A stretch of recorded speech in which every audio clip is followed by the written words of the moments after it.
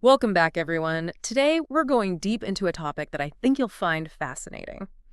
Pet birds as therapy animals. Oh, that's a good one. Yeah. We'll be taking a look at this article called Pet Birds as Therapy Animals, The Healing Power of Feathered Companions, Okay. to really understand just how these feathered friends can impact our mental and emotional well-being, especially in today's busy world. I think it's a really relevant topic. It is. It's interesting how many people think of birds as just kind of decorations in the house, Right. pretty to look at, but they don't really realize how much depth they have. Totally. This article really dives into their emotional intelligence and their cognitive abilities. Hmm. It's amazing what's going on beneath those, like, vibrant feathers. Right. I was reading about how some species can actually learn to mimic human speech. Yep. And not just, like, parroting back words, but actually responding to cues and questions. It's pretty wild. It is. And it's that ability to connect kind of on a different level that makes them so powerful as therapy animals. Oh, interesting. Like, think about it, A dog, for example, might react to your emotional state, but a bird offers that same comfort whether you're happy or sad or stressed. It's kind of unique. That's a really good point. It's like they offer this safe space just by being themselves. Yeah. And the article really talks about how that can be valuable for people, especially those dealing with things like loneliness or even like social isolation. Oh, absolutely. That companionship and the feeling of being needed. I Yeah, mean, that's so powerful for emotional well-being. for sure. The article also touched on something I thought was really interesting, which is how the routine of caring for a bird Right. can actually be therapeutic in itself. Mhm. Like having those daily rituals, Yeah. the feeding, the cleaning, even just interacting with your bird. It is.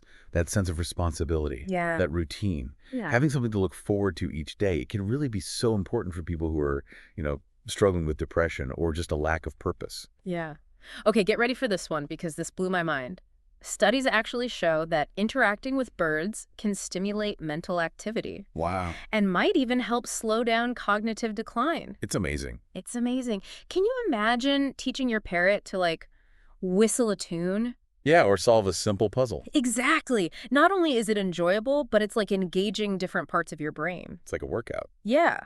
And then on top of that, there's just the simple act of watching birds, which can be so soothing. Oh, for sure. I mean, I've definitely felt that. The article even mentions studies that show that watching birds can lower stress and blood pressure. It's incredible how their presence can just shift the whole atmosphere, Totally. creates this sense of calm, encourages mindfulness, which is so important these days. Right. And, for people with PTSD, those predictable routines and the non-judgmental nature of birds, that can be so grounding during, like, difficult moments. Yeah. It's like they almost intuitively help us to regulate our emotions and just find those moments of peace. It makes you wonder what we can learn from them. What we can learn from them, right? It's a whole different perspective on that human-animal bond. And what's really amazing is that these benefits aren't limited to any specific age group. Oh, that's interesting. They extend across different life situations. So the article highlighted the impact that birds can have on, older adults. Yeah, think about it. Hmm. Especially for those, say, in care facilities. Mm. The companionship of a bird, that can be, like, transformative for them. Oh, wow. All the joy of a pet without the physical demands, which Yeah. can be a big barrier for a lot of people. Yeah. And that companionship makes such a difference in combating isolation Mm-hmm. and just boosting their mood, which is so crucial for well-being as we age. Absolutely.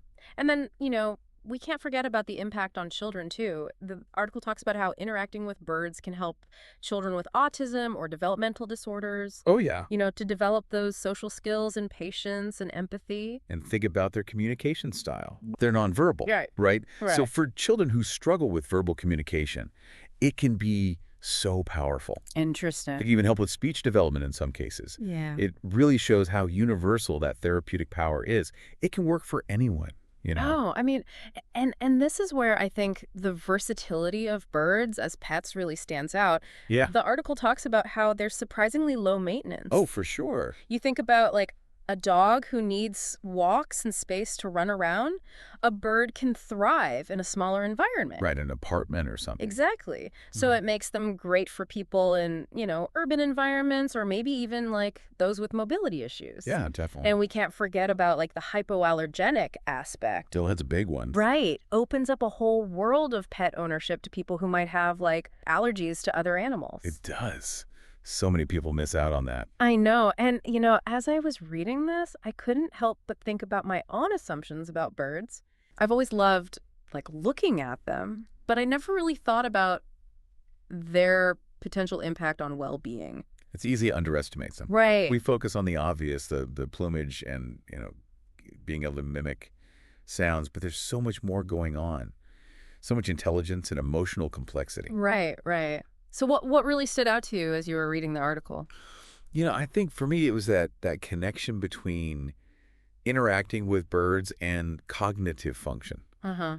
It's just so cool to think that, something simple like teaching your bird a new trick Yeah. could have such a big impact on brain health. It's amazing. Yeah, that was a big takeaway for me, too. It makes us think about aging in a whole different light. Absolutely. How about you? Anything else in particular that you were like, wow?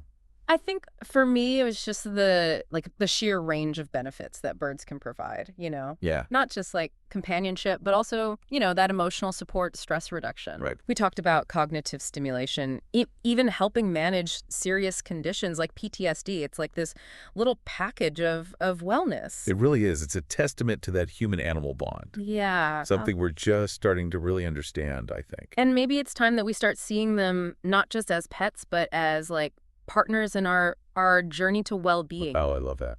You Yeah. know, who knows? Maybe that little budgie at the pet store is the key to someone's happiness. Right. I mean, it makes you think about approaching the animal world with a totally different mindset. Right.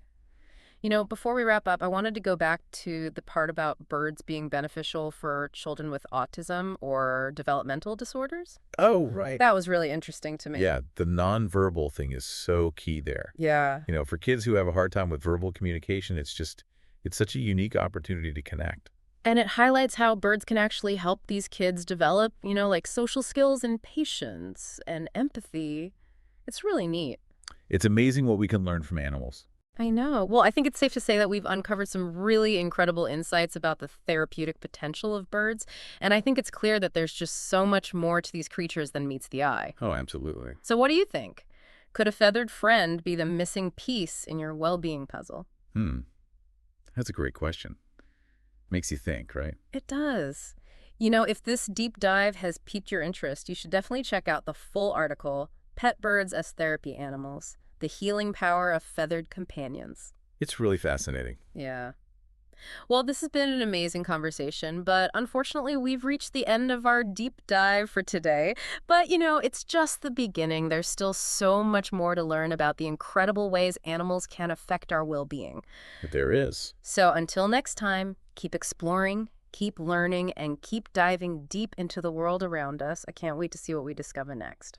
Yeah, it really encourages us to kind of look at things a little differently, doesn't it? It does. I think if this deep dive has sparked your curiosity at all, definitely check out the full article, Pet Birds as Therapy Animals: The Healing Power of Feathered Companions. It's a great read. It really is. It's got so much good stuff in there. Yeah.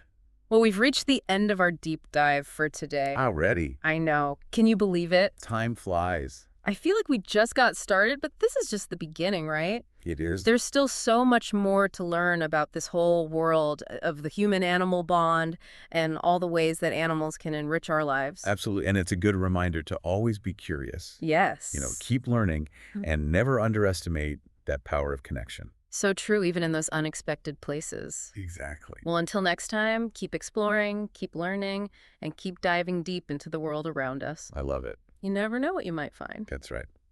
All right, everyone, thanks for joining us. Thanks for having me.